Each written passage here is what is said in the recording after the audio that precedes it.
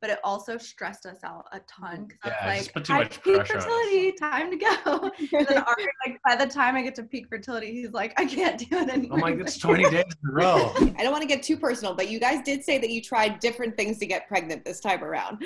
What were some of those different methods that you guys used? I've been trying to figure out how to make a video about this for like a month or two now. Yeah. It's hard to keep it PG. Right. It really is. What are some of the early things? Okay, so I did ovulation tracking. Mm-hmm. I did like a little clear blue ovulation test thing. And I found doing that was great because I learned like what my cycle was like, but it also stressed us out a ton. Yeah, just like, put too much peak pressure on fertility, time to go. And then Arie, like, by the time I get to peak fertility, he's like, I can't do it anymore. I'm like, it's 20 days in a row. Every day is high fertility. So I was like, he's like, this is too much pressure. It's not even fun anymore. So after that, I was like, all right, fine. I either need to stop using them or just not tell you about the results of the ovulation test. Yeah. And that seemed to work a lot better for us. She used like a natural essential oil.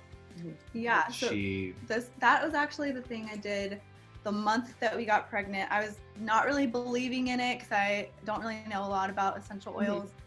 But one of my friends used this Progestins Plus from Young Living. Okay. And she swears like anytime she tries to get pregnant, she just starts taking this in the first month she gets pregnant. So I used that and I was like, whatever, this might work, might not, but I'm not gonna like put all my eggs in that basket. So I started using it and little do we know that month we got pregnant. And funny. And I was like, oh my gosh, this stuff is gold. It worked. But I would imagine that it must, because you got pregnant so easily with Alessi, that it was incredibly frustrating for you, you know, because a lot of people say that, you know, I had fertility issues with my first, and, you know, I know how emotionally draining it is. It's terrible. But, you know, it's probably even more frustrating having secondhand fertility after that. I could imagine. Yeah, it was just kind of surprising, I guess, just because my mom and all of her sisters are like fertile myrtles. None of them have ever really had issues with that. Yeah. So it was never something that popped into my head as a problem. And then obviously we had Alessi, there were no issues there. And then we had the miscarriage, which was shocking. And then we had 6 months of trying to conceive again after that, when everyone's saying like you're the most fertile after you have a miscarriage. And for us, that wasn't true. It's just like a roller coaster too. You knew what day was your ovulation or when she was ovulating, and then you knew, okay, I should have a pregnancy, I should do a pregnancy test, and then I should be able to know this day. So there was a lot of like hope and anticipation, and then we were happy, and then we get a negative result back, and then we'd be sad. And I would dread taking the pregnancy test every month because I knew it would ruin my day. And I was like Mr. Optimistic, and I'm like, no, this is it, this is the month. And then it would be like, oh gosh, this is I was like, I'm just not gonna take it. And then I would always take it, and then I would just depress me for the day. But yeah, I mean, 6 months isn't a long time because a lot of people wait a lot longer than that too. So I don't know, it is really hard though for anyone who's going through it. Did twins ever even enter your mind?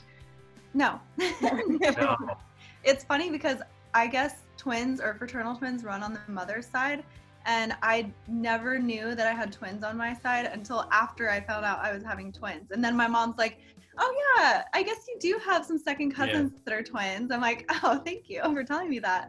We actually Googled it, I would say 2 weeks before we found out. Just sort of, I don't know, we were on the internet and I was like, that would be so crazy if we had twins. And then we looked, and such a slim possibility, and we didn't do any sort of IVF or anything like that. So it's a natural occurrence. It's just kind of wild. We were shocked. Totally. I mean, we saw the video that you guys posted on YouTube of your initial reaction, but were you scared at first? You're like, oh my God, how? I was just expecting 1, and now I'm going from not 1 to 2, I'm going from 1 to 3. Yeah, I mean, I was nervous because we had that miscarriage earlier last year, and all I wanted was for one healthy pregnancy I didn't have to stress about. And then when 2 were thrown into it, I was totally thrown off, and I was like, oh my gosh, like so many things could go wrong because there's twins now.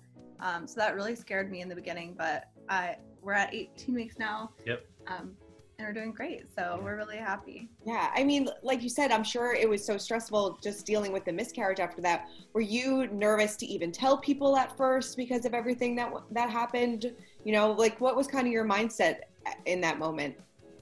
Yeah, I was afraid to tell people after the miscarriage that we were pregnant again, just for fear that we would lose the babies again. And then I would have to talk to everyone about it and not be ready to talk about it yet. That was always a fear of mine. So once I got past that 12-week mark, I was like, okay, I feel a little bit better. But this is still, gonna be okay. yeah, she's still even stressed. then I was still stressed. She's still stressed as of like last week. Yeah. I'm sure. I think when, you know, for her, this pregnancy is so much different than Alessi. With Alessi, it was just, we didn't really, you know, we were just kind of figuring it out as we went, and there was no real stress about it. But I think. Yeah, I had no reason to stress about anything. Right. But now I question everything. I call my doctor once a week and I'm like, I have this really weird pain happening. Is it okay? Can I come in and see you? And she's like, yes, Lauren, you can come in.